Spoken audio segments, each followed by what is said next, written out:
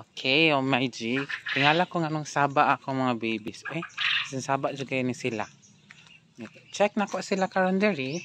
Kasi if unsay mga kasikas. Then siya nilili ko.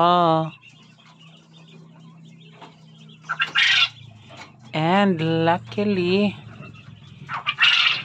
diri sa ako ang second batch ng mga baby girls, mga bago na kong batch 2 na kong pugo, mga females.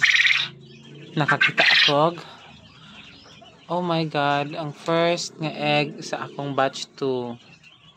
So it's so cute. Oh, gamay kayo siya. Ano ba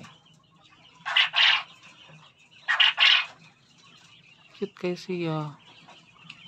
Di siya maligid.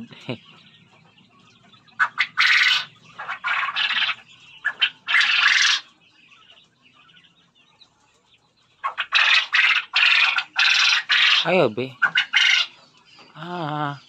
Look at that. So cute. Oh, gamay kaayo siya.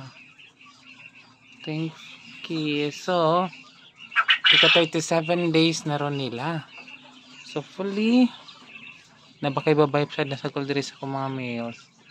So, okay, that's all for today mga baby.